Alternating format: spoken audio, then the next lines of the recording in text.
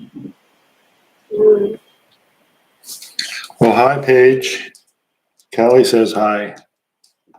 Don't you, Callie?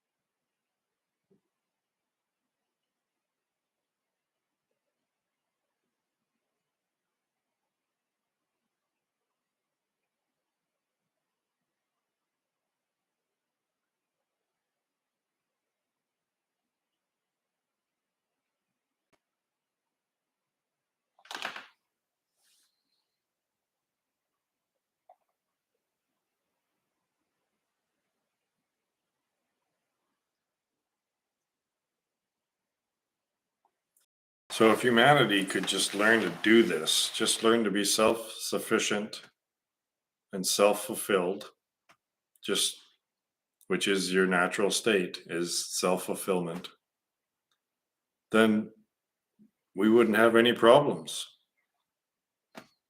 But instead, we try to step up the inputs and we just keep speeding up rather than slowing down.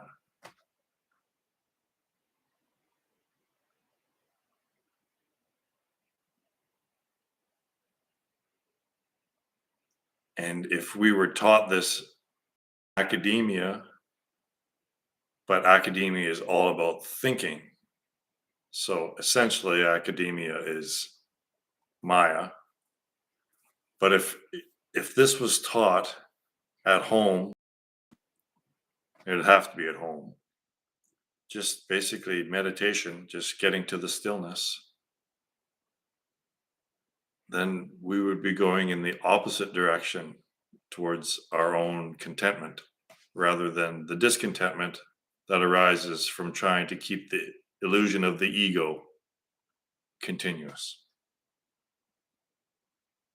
And it's not that dramatic. It's just rather than looking at the screen or the page when you get bored or listening to something, you just sit and be and just stillness between the thoughts.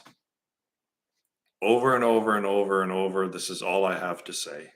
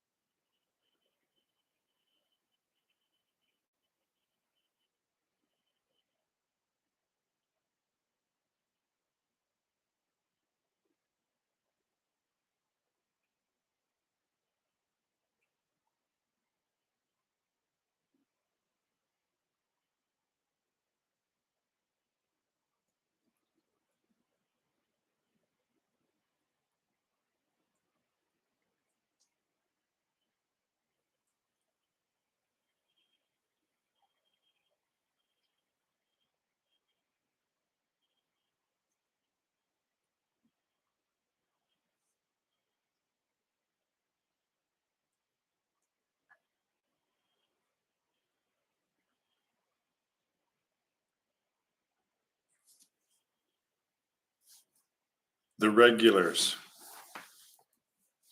I read that article, but I don't understand what they're talking about. No one understands what this quantum stuff, what they're talking about. It doesn't make sense. You can't use ordinary language to describe all these quantum experiments. It just doesn't work. I don't understand. I don't really understand it, and I don't think anyone really does.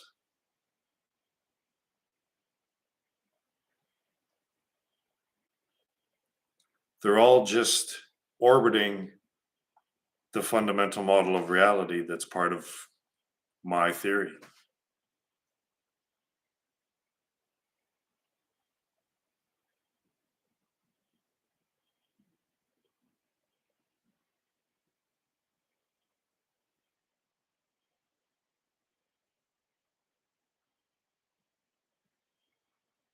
Well, duh. Sorry, but it's the yin yang is expressing that, right? It's all you might as well just put it in the fundamental model of reality. It's all the same thing, right? Over and over and over and over and over and over. But they don't want to interpret it. They don't have the balls to say what the meaning of that information is. What's the meaning of it? What's it showing us?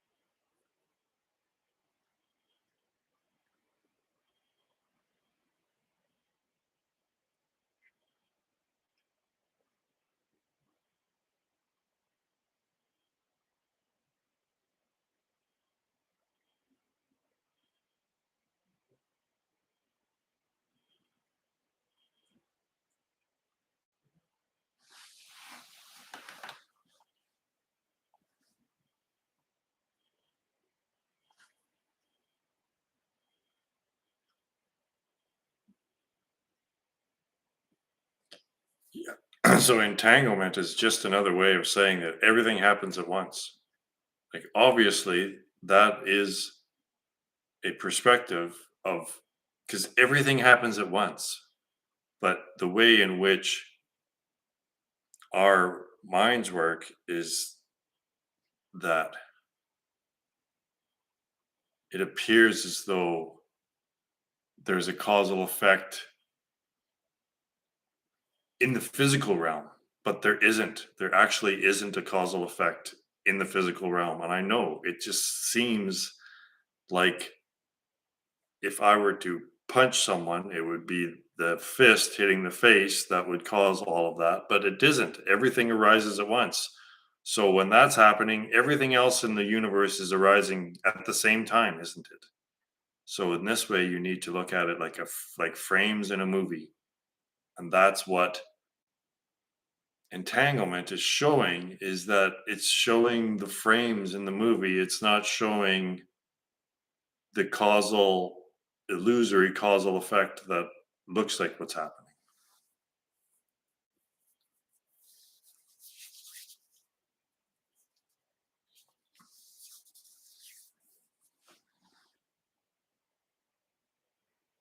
Entanglement is, to me, the pure expression of the wave function, which is everything happening at once, like a frame in a movie. Only these frames go so fast, they go like one with 43 zeros per second. That's how fast these frames are going. One with 43 zeros after it per second. That's how fast everything is happening at once in a frequency. But because of the way we've labeled things and put words onto the physical sensations, we've associated words to them, it appears as though there's a causal effect that actually doesn't exist, or is a less fundamental way of describing what's happening than the everything happening at once, the wave function.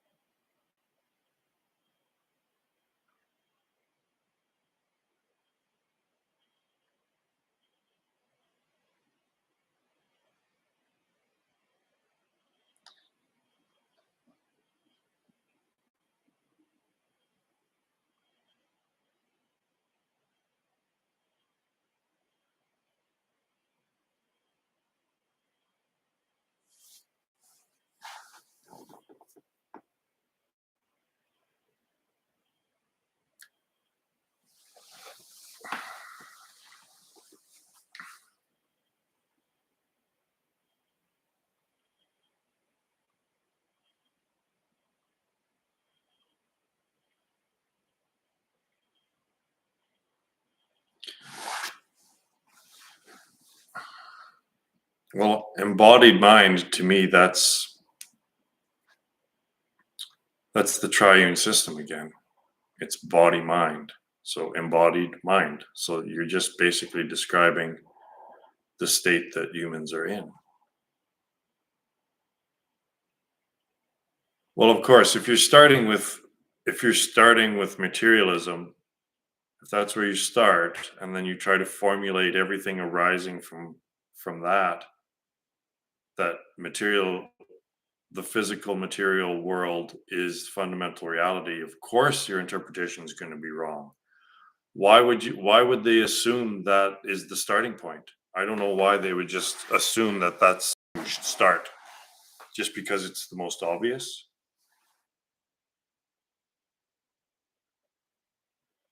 You two can have a good discussion here, I think.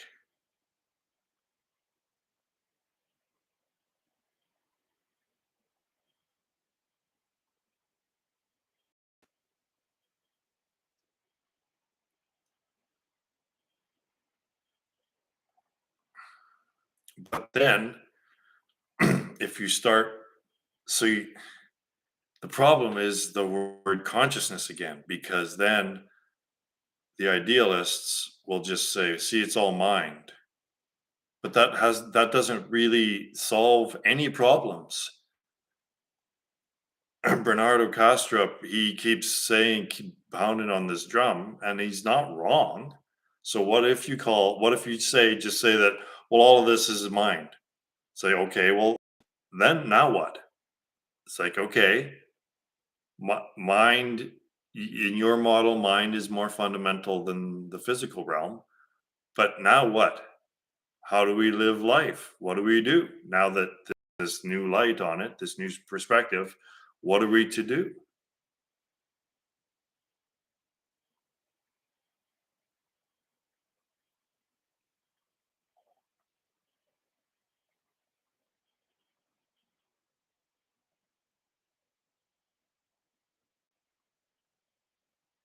So, if the double slit experiment is expressing an actual state, right? It has to be expressing something that can be experienced. Otherwise, it's of no use. So, to me, the collapse of the wave function, to me, is expressing an experience that a person can have.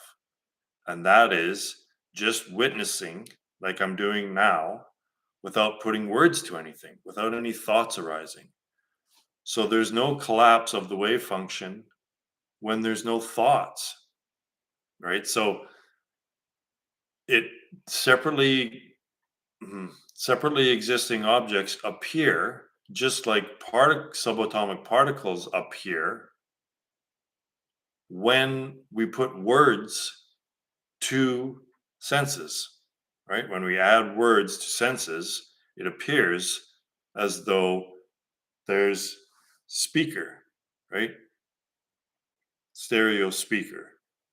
Now, as soon as the word speaker arises, the wave function collapses and it's no longer everything at once. It looks as though there's something that's separate, right? Like a subatomic particle. So the wave function collapses, and then there's the appearance of a separately existing object because of the word that entered consciousness. And if there's no words entering consciousness, then it's just the wave function, which is everything at once, right? But I'll just say all of the scientists, the quantum scientists that are trying to make these interpretations, they don't know what the fuck I'm talking about because they have thoughts entering their minds all the time. So they just take it for granted that there are separately existing objects because they're not aware of the space between their thoughts. They're not aware that there's actually an option to experience the physical sensation realm free from thought. So therefore, they can't even come up with this interpretation. They can't come up with the interpretation because they just take it for granted that there's these thoughts happening all over the place, expressing individual objects. separately existing objects, but it's not, it's choice.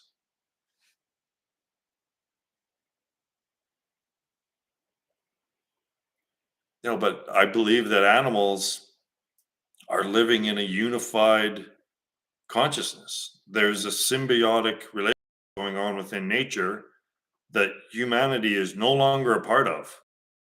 We are outside of that system now, and it's because of the voice in our head.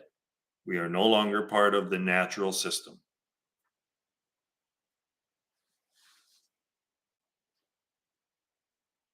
Animals don't think, right? That there are separately existing objects. It's everything is just synchronous. Harmoniously synchronous.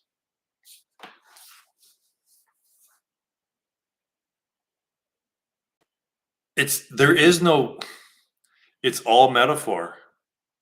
There is no real wave function. Like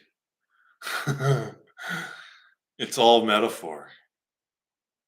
It's all just an expression of what's occurring all the time.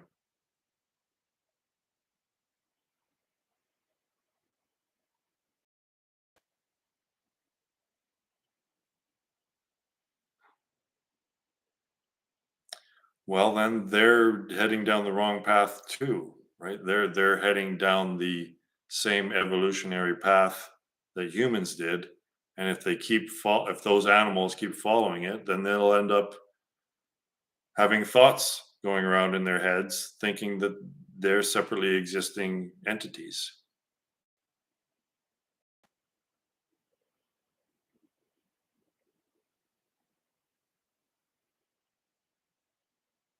It's all narrative. You need to understand that wave function and particle, right? Wave particle duality, that's the same narrative as body, mind, spirit, uh, Jesus, or Son, Father, Holy Ghost. It's the same metaphor. It's all expressing what's going on all the time within your awareness.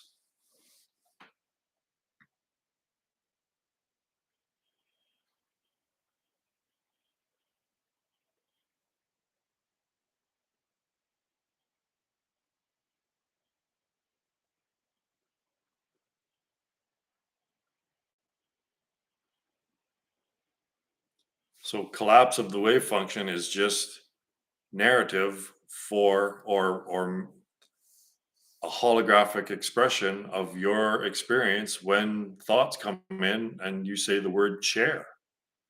There is no chair, separately existing chair in your experience until the word chair comes into your consciousness. It's that simple. It's doesn't exist until you think it does.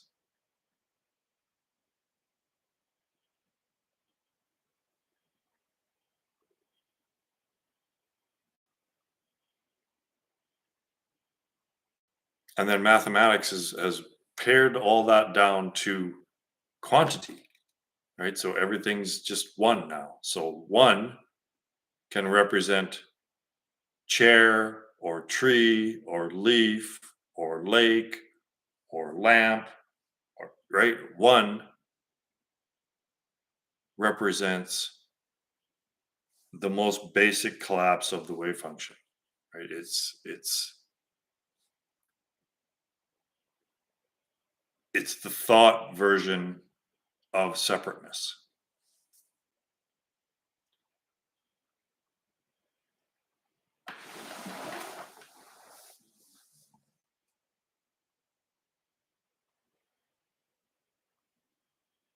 But you can't have a bunch of separately existing ones. One is one. There's one singularity because that's its name. It's called a singularity.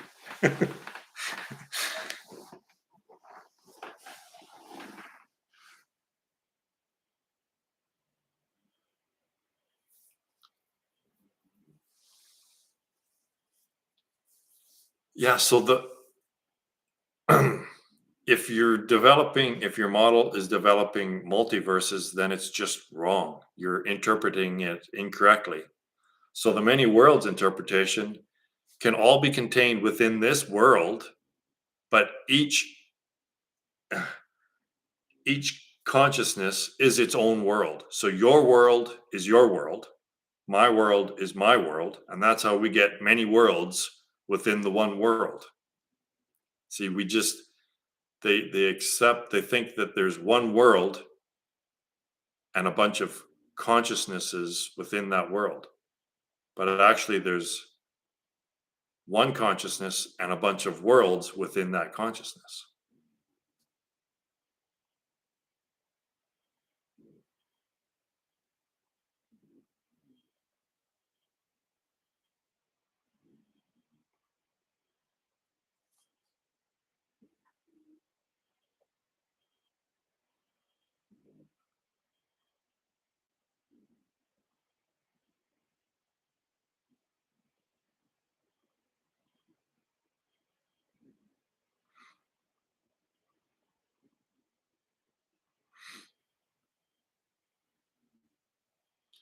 They need to deal with the limitations, right? Like you can't just get infinity for an answer and then try to the work your description around that answer. There are limitations and they must stay within these limitations, otherwise your theory is just wrong. And if your theory develops into more complexity and eventually turtles all the way, the multiverse is just turtles all the way. It just is. It doesn't explain anything. So it's just a cop out.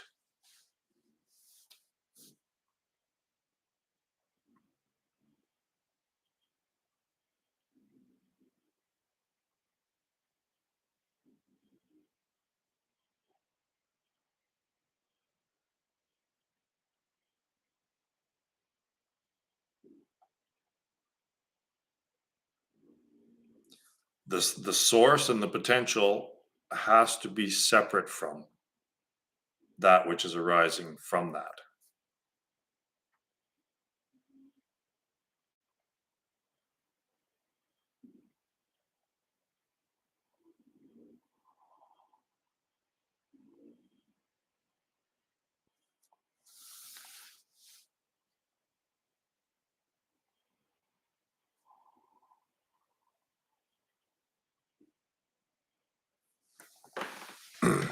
Are you familiar with my fundamental model of reality, the triune system? Because embodied mind is the same as body mind. You're just putting body mind in that triune system of body, mind, spirit, right? You're just body mind. That's embodied mind. That's literally what you're doing. So you're not really using anything new, right? You're kind of putting, it's like space time, right? You're just putting space and time together into space time. But what's that? What is the singular thing that is?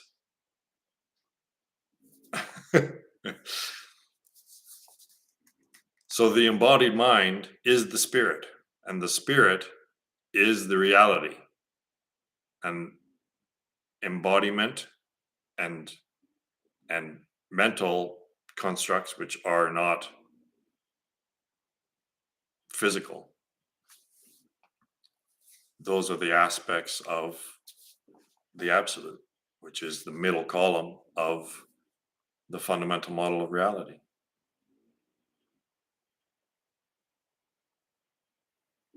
So yeah, you're not wrong to call it embodied mind, just like Einstein wasn't wrong in calling whatever it is space-time. But I don't know if it gets anywhere.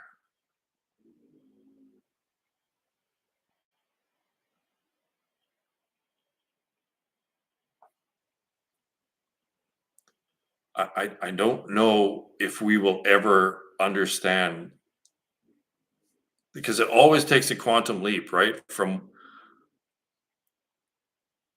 from the appearance of change, when there's the appearance of change, there's always a space between the changes. So we'll never know, we can never fill every one of those spaces with a new explanation of what's happening between the spaces. You know what I mean? Between one perceived change to the other, there's always a quantum leap of between them. So, and what we're trying to do is we're trying to fill every single one of those quantum leaps with another explanation. And it ends up being just infinite regression.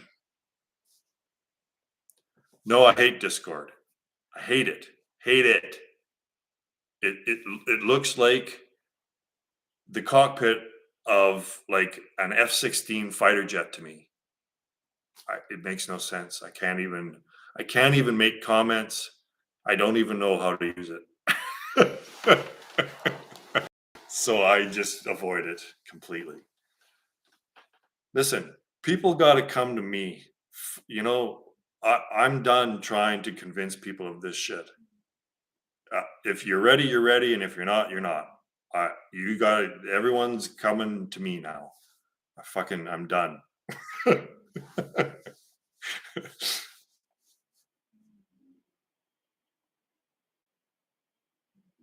Oh Jesus!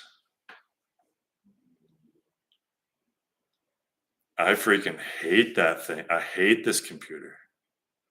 I'm a screenwriter. I do have massive creative talents, but it certainly isn't with computers.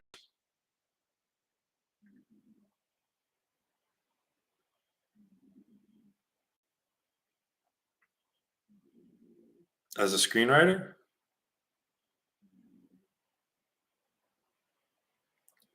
I have, yeah, I have one that I thought an indie would pick up for sure.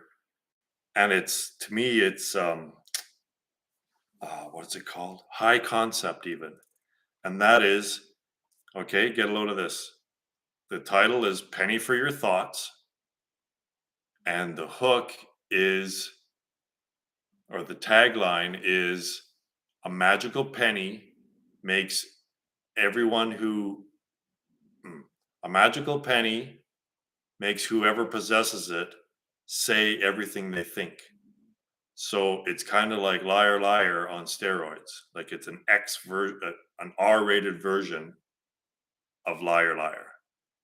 So it, and then the hook would be, what would you think? Right? Or what would you say? Right? If you had this penny, what would you say? Yeah, it's it's I've got it all written out. It's been sitting around for 5 years, and I got a few nibbles, but I thought an indie would pick it up for sure because it writes itself, right? Like, think about what you think about every day, and then just imagine if you had to say everything that you thought out loud because of this magical penny. It's great, but I don't know why no one picked it up. I really don't. I think it freaks people out. I think it gets too close, right? It gets too close, and that's why no one wants to make this movie.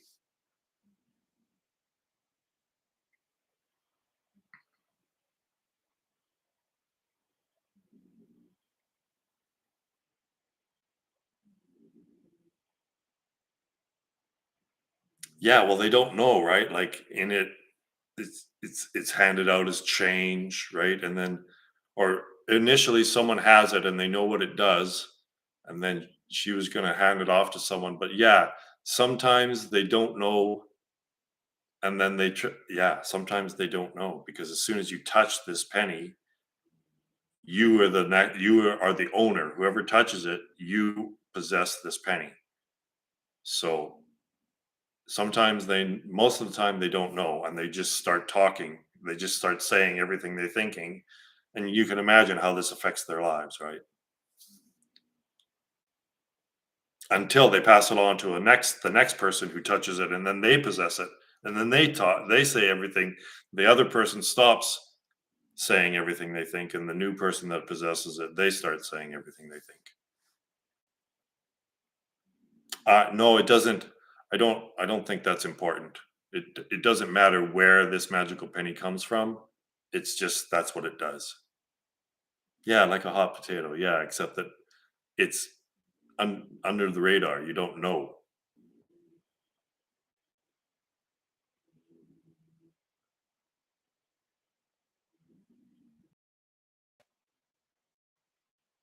But can you imagine if everyone had to say everything they thought? Well, everything the society would collapse, right? If everyone said everything they thought, everything would collapse within one day if everyone started saying everything they thought.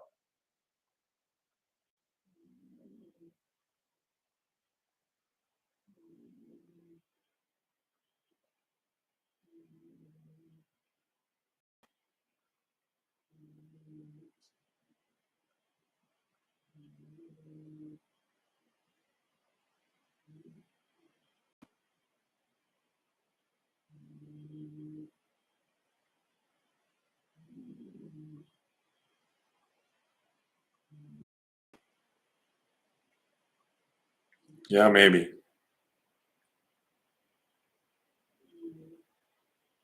You'd set it up like something like the beginning to Liar Liar or something like that.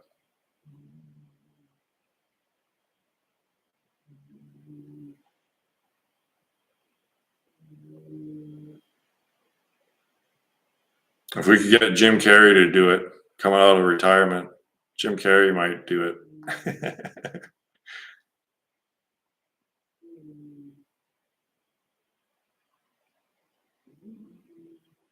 Oh, it was the son that made a wish on his birthday. So the power of a young boy making a wish, that was the premise that caused the magic.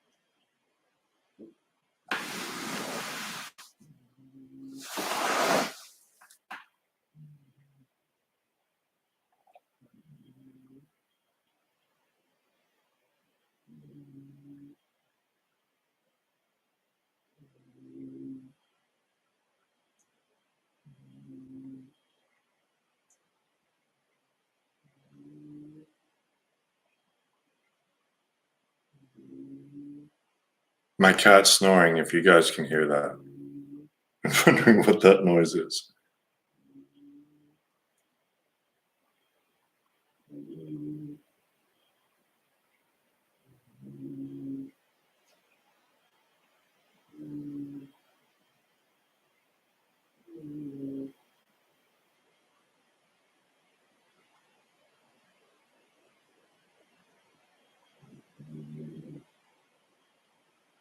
Callie, yes.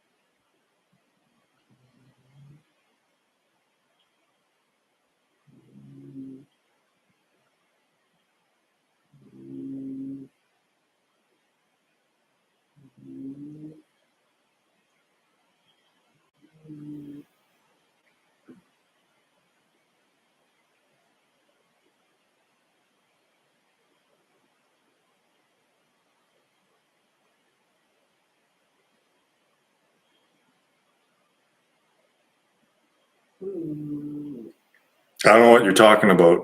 8 episodes of what's it called?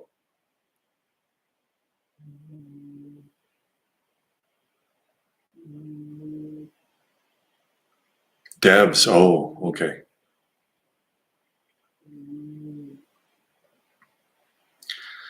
Yeah, I think it's going to be this quantum computing thing that makes this transition.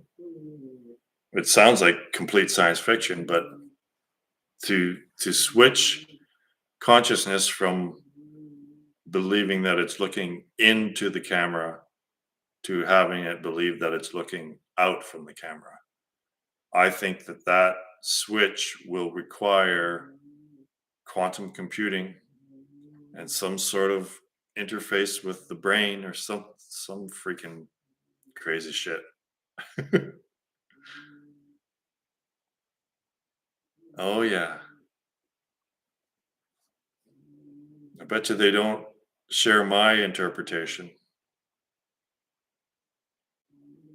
Like it has to express an actual everything that's legitimate within science, I believe, has to express something direct with your very experience, right? It has to be expressing something that's occurring within your awareness all the time. Otherwise, it's irrelevant.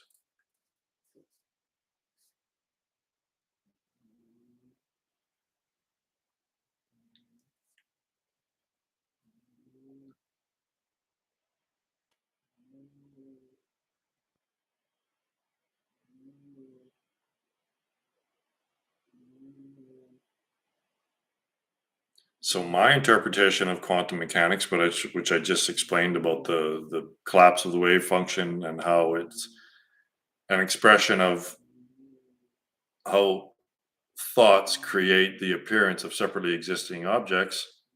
Well, that is an interpretation that actually relates to experience.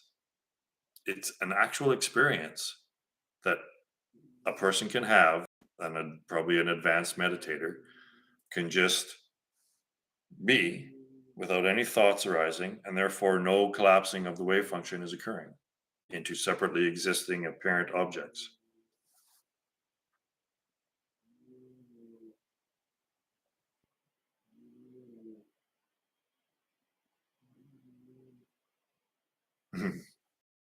I get, yeah, well, from my perspective, I end up turning off a lot of these really brilliant guys that are talking about this stuff. I'm like, yeah, you don't know, so I just turn it off. Like the most like it's like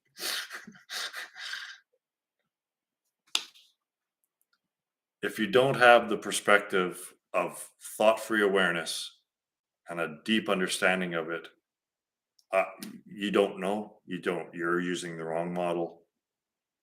You're using the words nothing and something and everything probably without any idea of what nothing is.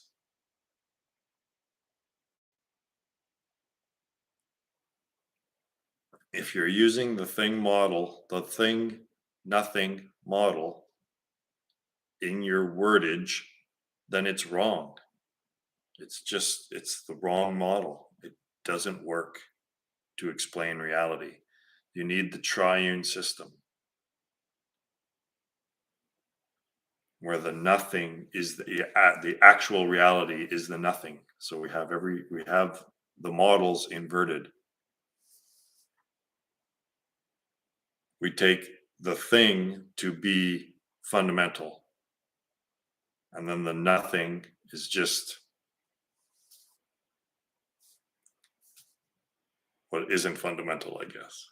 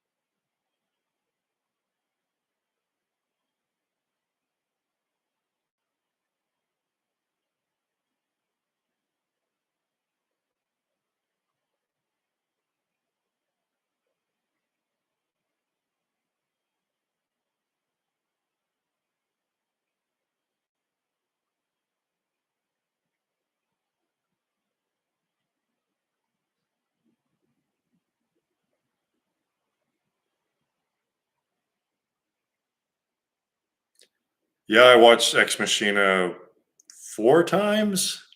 Yeah.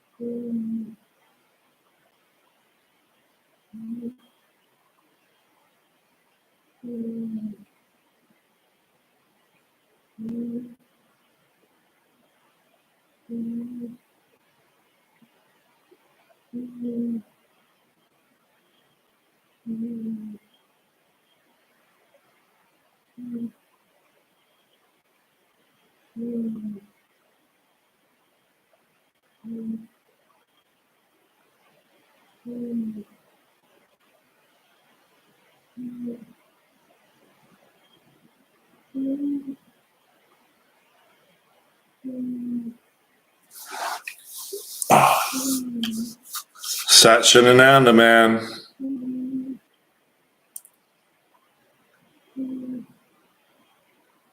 I'm glad you're making progress, man. This is what we need, right? We need people to actually engage in this non-conceptuality stuff so we can get feedback to see if it freaking works. This is practical stuff. It's practical, isn't it? It's not just woo-woo, hokey-pokey shit. It's actually practical. And it just makes so much sense. It's not something wild, crazy, esoteric, religious mumbo jumbo, spiritual hokey pokey routine shit. It's just being aware of what's aware. It's just focusing on the stillness between the thoughts as much as the thoughts. Yeah. I- and more fundamental, it's getting to the heart, the root of the problem immediately with no intermediary steps of psychoanalysis and going to some psychologist that doesn't know how to stop their own thoughts either. Yeah, yeah. It's all within yourself to fix this. Occam's razor, man.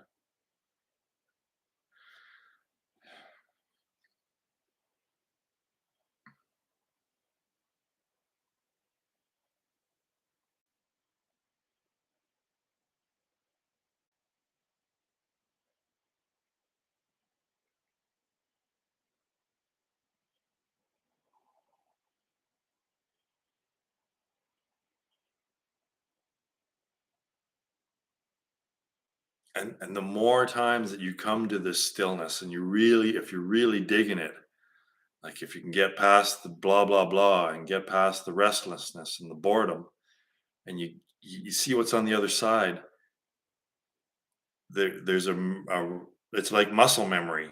You remember it, and you actually like it. It's like, oh yeah, I remember what's so cool about this not thinking thing is that it's freaking bliss, right? It's Satchin and Ananda. But you have to get to the good part first. If you just quit before you get to the good part, before you get to the peace, then you can't, it just doesn't seem like you're getting anywhere and that it's pointless, right? Well, what's the point of just sitting here not doing anything? I could be out accomplishing something. So you got to get past that point and get to the stillness and then really investigate, hey, like maybe this is my anchor. Maybe this is what I've been looking for. Maybe this is the divinity and letting go and letting God.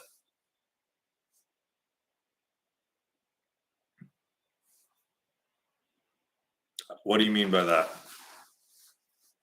You have to reach a certain activation energy first. Yeah, so I started meditating when I was 30, and it actually, now that I can look back on it and hear other people's experiences, I guess I was kind of a natural at it because immediately I could recognize the stillness. And I remember saying that I felt so close to God when I was meditating. But it took, it was a decade of calling myself a Buddhist, uh, and then still searching. But then when I came across Ramana Maharshi and I just stopped seeking and just went straight to practice, then that's when things really changed and really took off.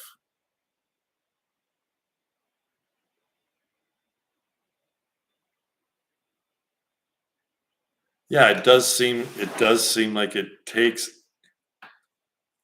I don't know if it takes energy, but it takes dedication and persistence.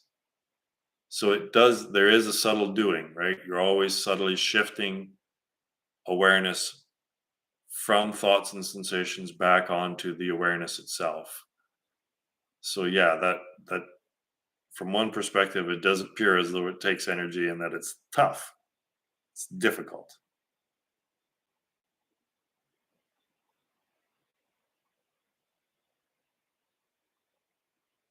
But once you get past that perception that it's difficult, it's complete ease. And not just like complete ease with your entire life. It really becomes less and less effort to just do your life, to just live. It's, you're really letting go and letting God. You can't say I'm letting go and I'm letting God and then you just continue on following your thoughts.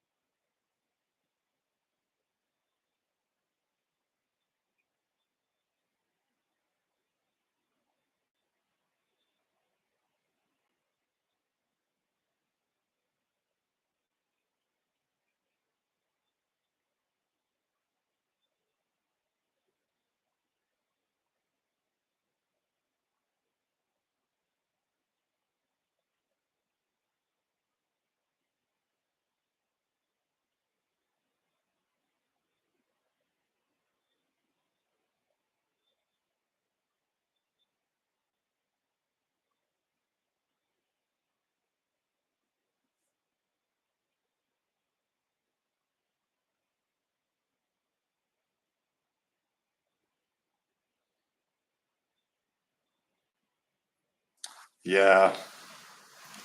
Yeah, they're really sticky, aren't they? And it's always yeah, it's always music.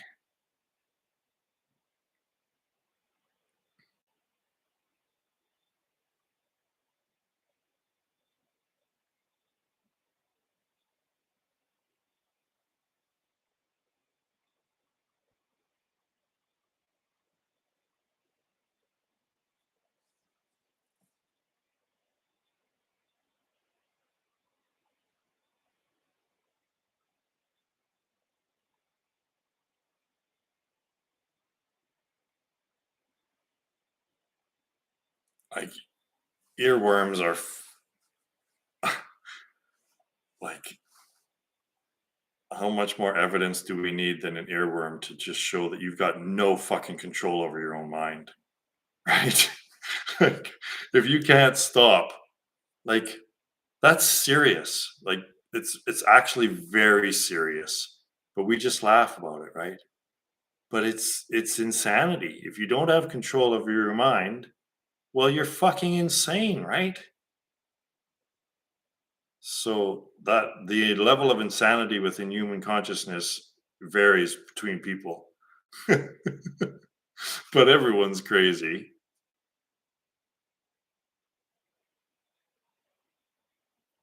Hello.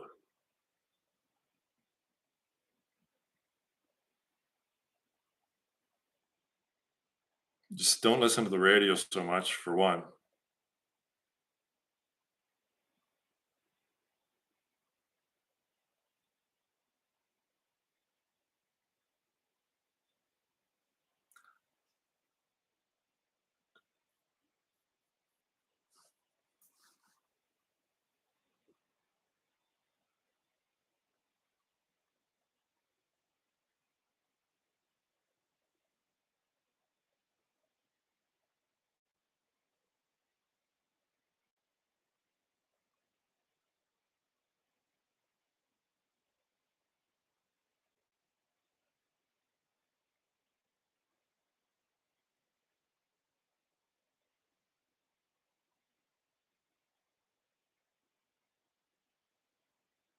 Okay.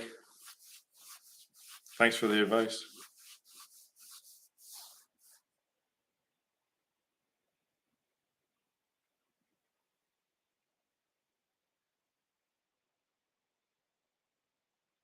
So again, it may seem too subtle to be profound, but it actually is the most profound thing. Transcending thought.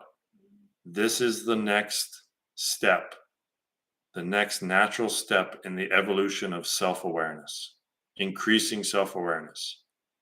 So, in order to get out of this human existence that's leading to a digital existence, you need to transcend thought. That's it. That's thought is what makes humans humans, and humans are going to kill all life on the planet. So we're not the good guys, and it's just thought. It's just that simple and that difficult to accept. Is that the next step if you're on this spiritual journey path is to transcend thought.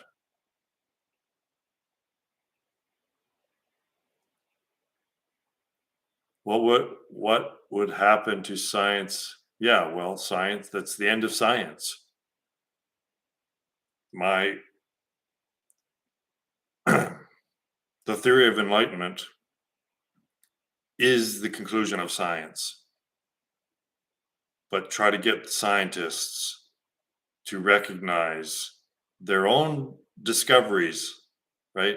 Bell's theorem, Gödel's incompleteness theorem, um, Heisenberg's uncertainty principle. All of these are saying that we're at the end. Science has even revealed that science and math has reached its conclusion. It will never ever completely describe or express reality. So we've been shown that thought will not do it, but we keep trying to use thought to figure it out, to conclude thought. We keep using thought to try to conclude, to come to the answer of what thought, of the questions that thought are bringing up.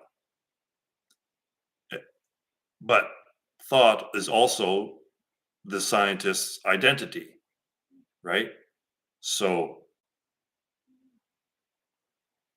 if you start getting away with doing away with thought, then that challenges their very existence of this of their ego. So they can't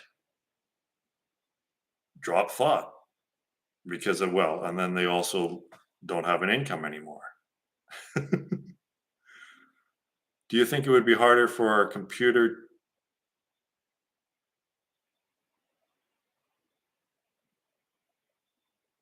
for a composer to do what? Do you think it would be harder for a composer to do, as so much of their mind and brain has been shaped by developing and generating melodies? Oh, I see. Well, yeah, everyone's got their karma, right? Everyone's got. Um, Maya has her hook in everyone a little bit differently, right? So, yeah, whatever it is that brings your awareness away from the awareness from self, that's your karma. That's what you need to try to transcend. That's what you need to transcend, is that which Maya knows will easily bring your attention away from self. It's always about your attention. Maya is always vying for your attention. So whatever, it's really it's, it's a perfect trap, because what you find most interesting, that's the hook. That's Maya's hook. That's the trap that she has you in, is that you're so interested in X. And every time something about X that pops up on the screen, you're all about that, right? Because it's interesting. But that interest actually isn't leading anywhere, right? The end of that trail leads to a treadmill. No matter how interesting or how truthful it seems, or the path that it seems to be leading you to, it's only leading you away from self, because self is just what is.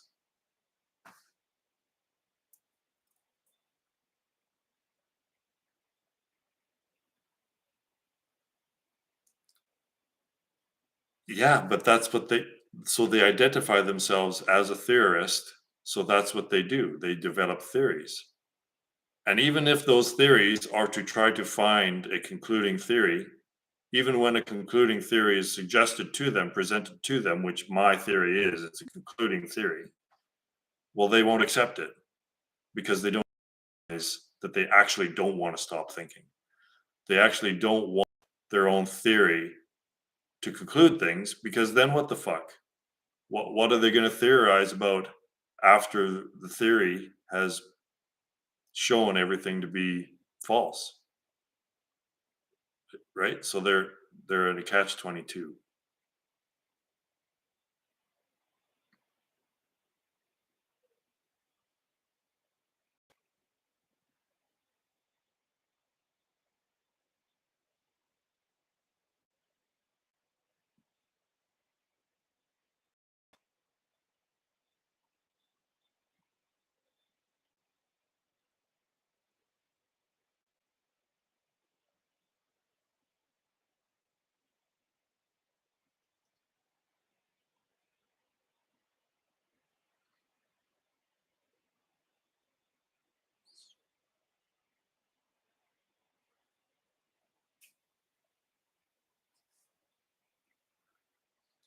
Would it be okay if one of these meditations led to spontaneous? Yeah, yeah. Um, genius and creativity come from the stillness. Oh, I hope my cat doesn't puke on my couch. Anyway, uh yeah, so but that's also a trap because there can be many, many epiphanies, right? So yeah, she's very clever. Maya is very clever. And it will seem very enticing to follow down some of these epiphanies into greater detail. But again, because it's all holographic and fractal in nature, it doesn't matter. You see what I mean? Once you know the system, the fundamental model of reality, once you understand it, that each one of those lines is expressing the exact same thing, then it's just redundant, right? Once you know, you know. And then, so if there are further epiphanies coming up that it seems are leading you to deeper understandings when you already have the deepest understanding, which is the fundamental model of reality, then it's just Maya playing you again, isn't it?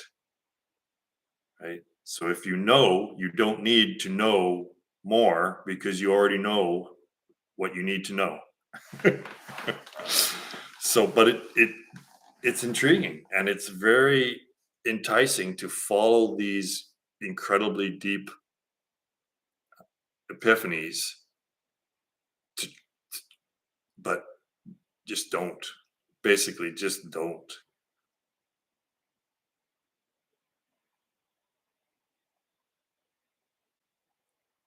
Of course, because it's so interesting. But that's karma, right? Like that's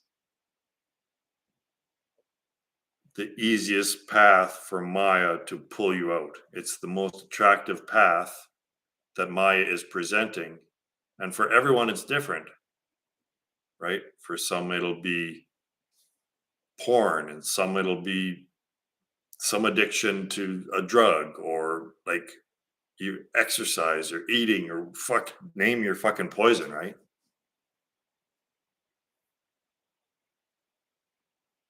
Yeah, like it's, don't get me wrong. There's nothing wrong with wanting to stay in this realm and create. I believe you're being duped, but whatever, it's allowable, so go for it. So yes, so creativity, right, is close to divinity, but observation is the final, right? In the seventh day, after God created everything, it just chilled and witnessed, right? So that's what we need to do. We're in the seventh day, and we just need to stop creating. In order to realize your divinity, you actually have to stop creating and just start witnessing what you've created. Just pure observation. So the highest level, if you will, the concluding level is pure observation, not creativity.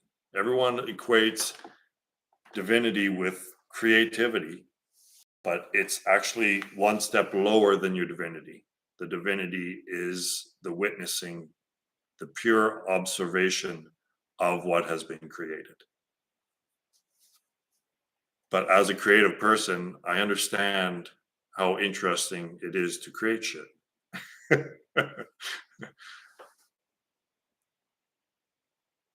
Like I have a float tank, and boy, there's been some really, really interesting stuff popping in my float tank. To just drop that shit too.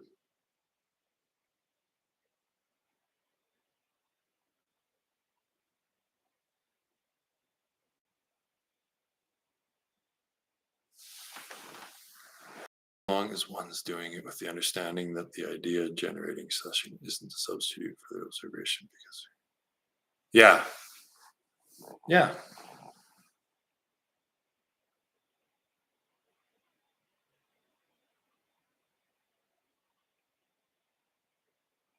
Whatever comes directly from the silence is probably okay. Just don't work it too much. You know what I mean? Don't overthink it. Keep it simple or do whatever you want.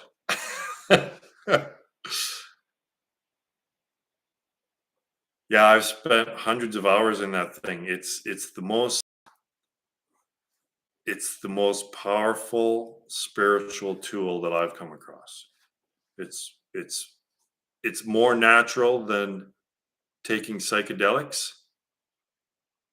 So I think it's actually more effective than psychedelics, especially if you can do it 5 hours a week when you own one, right?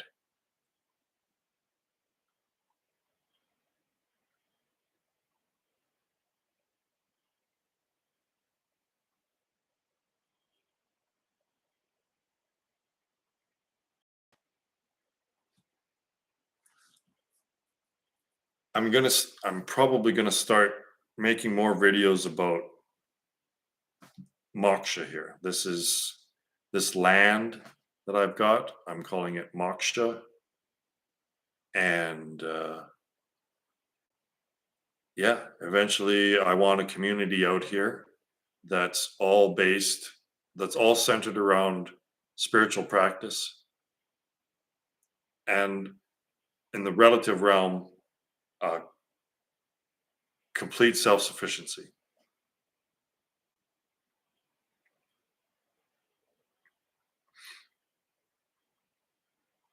and have it be a spiritual retreat center. Like people could come here and spend a one on one with me for a week, and that would include floating.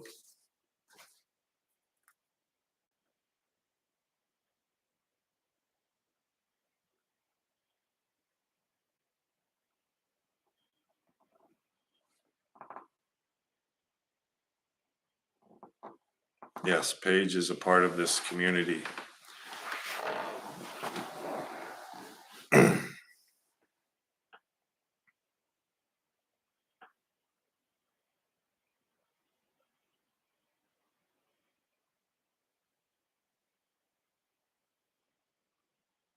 Well, we're developing a lot on this farm because we've recently, after owning it for like 2 years, we've recently discovered how special an artesian well is. Like it's spring water. So right now we're trying to develop a bottling business where we capture the water that's just coming out of the ground and we bottle it and we sell it.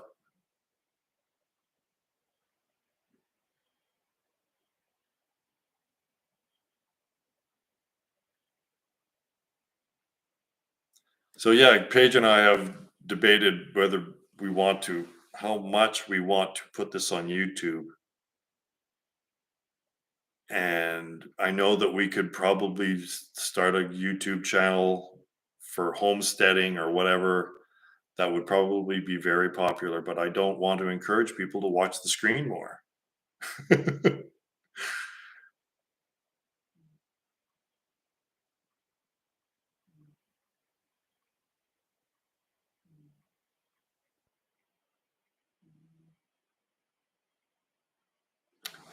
uh, Partner.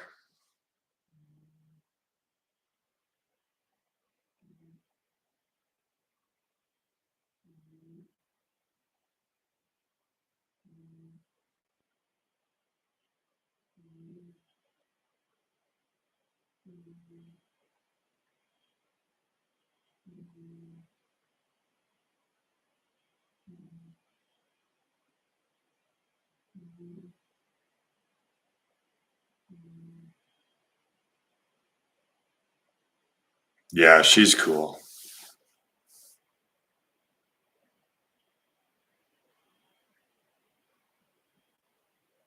Uh-huh.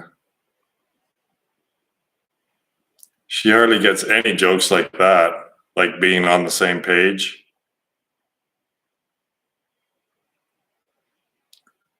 Hey, I got 4 thumbs up. Woohoo!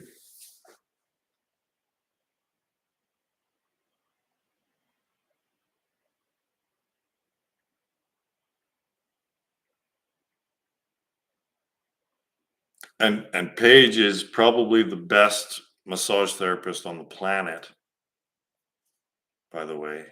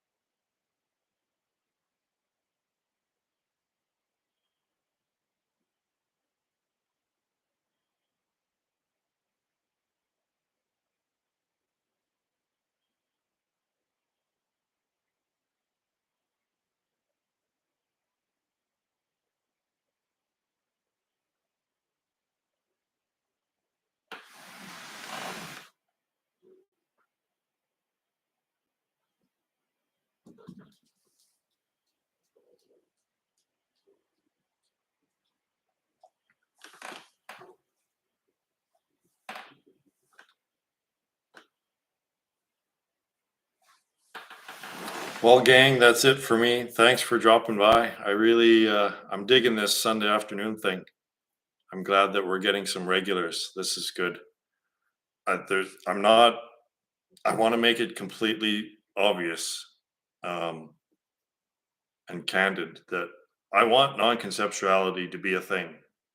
Like, I want this to happen and us to build a community, and I would see it that people call themselves non-conceptualist. Eventually, I would like if people ask, oh, like having a spiritual conversation, and they ask, well, what are you then? Are you Buddhist? Are you Hindu? You could say, no, I'm a non-conceptualist.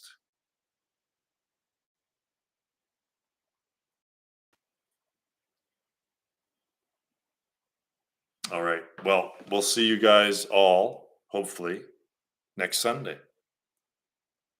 All you non-conceptualists.